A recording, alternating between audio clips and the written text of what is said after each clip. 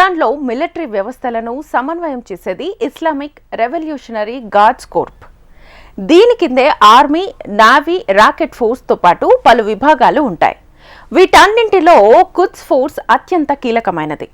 విదేశాల్లో గూఢచర్యం, ఆపరేషన్ల నిర్వహణలో ఖుద్స్ force top.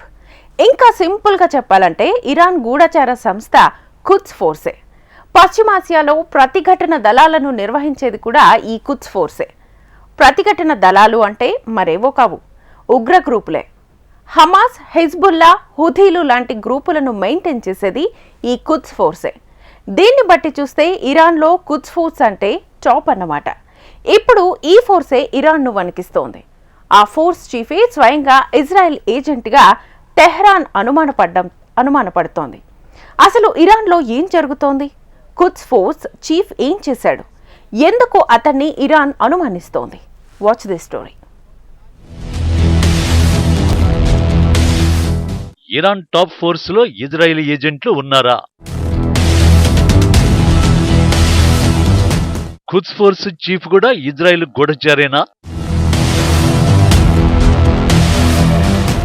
Haniyeh, Nasrallah, Hashem హత్యల్లో ఐఆర్జీసీ లింకులు ఉన్నాయా?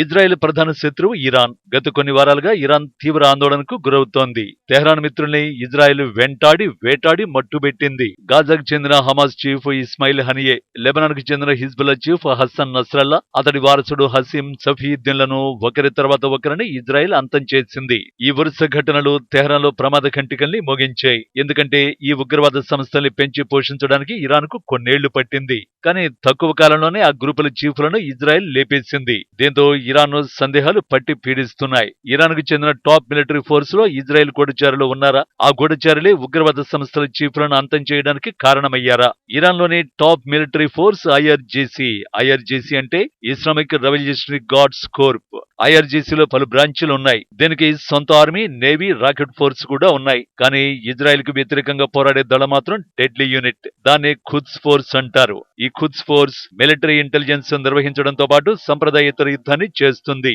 ఈ ఖుద్స్ ఫోర్స్ చీఫ్ ఇస్మాయిల్ ఖానీ. 2 వారాలుగా అతడు కనిపించడం లేదంటూ ప్రచారం జరుగుతోంది. కానీ ఇప్పుడు అందుకు భిన్నమైన కథనాలు వెలువడుతున్నాయి. కానీ అదృశ్యం అవ్వలేదని అతన్ని విచారిస్తున్నట్టు సమాచారం. ఖానీ విషయంలో తెహ్రాన్ కు చాలా అనుమానాలు ఉన్నాయి. ఖుద్స్ ఫోర్స్ చీఫే ఇజ్రాయెల్ గూఢచారిగా సందేహిస్తోంది.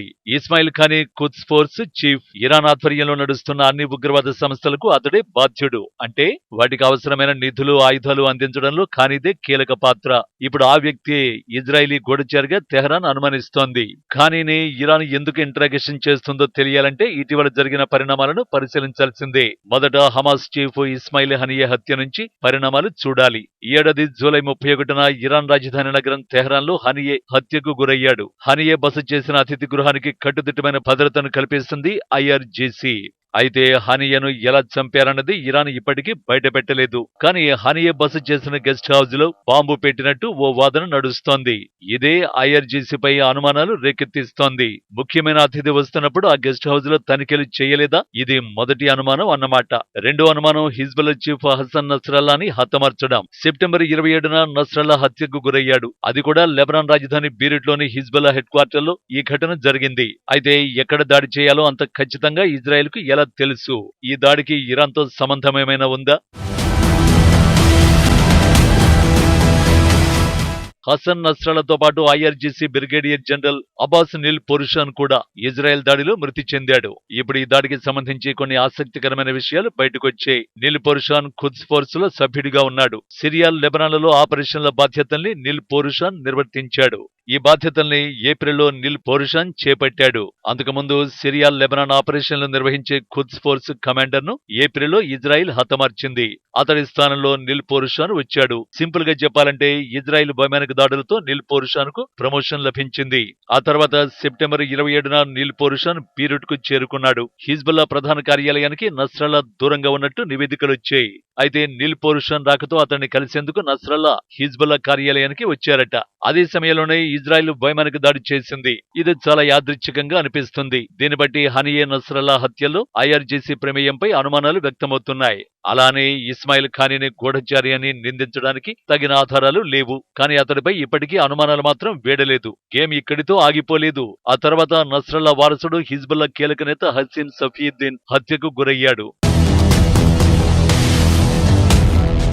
నస్రల్లా హత్య అనంతరం సెప్టెంబర్ 29న ఖుద్స్ చీఫ్ ఇస్మాయిల్ ఖానీ బీరుట్ కు చేరుకున్నాడు. క్షేత్రస్థాయిలో అక్కడి పరిస్థితుల్ని తెలుసుకునేందుకే వెళ్లాడు. అదే సమయంలో సఫీయుద్దీన్ తో ఖానీ టచ్ లో ఉన్నాడు. అక్టోబర్ 3న నిర్వహించే హిజ్బుల్లా సీనియర్ నాయకత్వ సమావేశానికి ఖానీని సఫీయుద్దీన్ ఆహ్వానించాడు. అయితే చివరి నిమిషంలో హిజ్బుల్లా సమావేశానికి వెళ్లడానికి ఖానీ రద్దు చేసుకున్నాడు. అదే మీటింగ్ పై ఇజ్రాయెల్ వైమానిక దాడులకు దిగింది. అప్పటి నుంచి ఖానీపై ఇరాన్ నిఘా వేసింది. మొదట్లో సఫీయుద్దీన్ తో పాటు ఖానీ కూడా హత్యకు గురైనట్లు ప్రచారం జరిగింది. కానీ ఈ నెల 7న అతడు ఆరోగ్యంగానే ఉన్నట్టు తెహరాన్ వెల్లడించింది. బహిరంగ ప్రదేశాల్లో ఖానీ కనిపించకుండా పోయారు. కానీ వారం రోజుల క్రితం తీసుకున్న ఓ ఫోటో ఇప్పుడు సోషల్ మీడియాలో చక్కర్లు కొడుతోంది.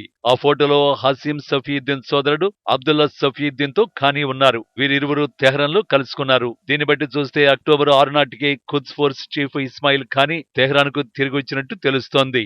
సో ఇక్కడ మనకు తెలిసేది ఏమిటంటే ఇరాన్ మద్దతు ఉన్న ఉగ్ర గ్రూపుల చీఫ్లు 3 చనిపోయారు. ఈ 3 హత్యలకు ఐఆర్జీసీకి లింకులున్నాయి. ఖుద్స్ ఫోర్స్ కు చివరి 2 హత్యలకు నేరుగా సంబంధం ఉంది. ఖుద్స్ ఫోర్స్ చీఫ్ చివరికి ఇరాన్ కు చేరుకున్నాడు. ఇప్పుడు ఈ హత్యలు జరిగిన సమయాలు ఇరాన్ ని గందరగోళానికి గురిచేస్తున్నాయి.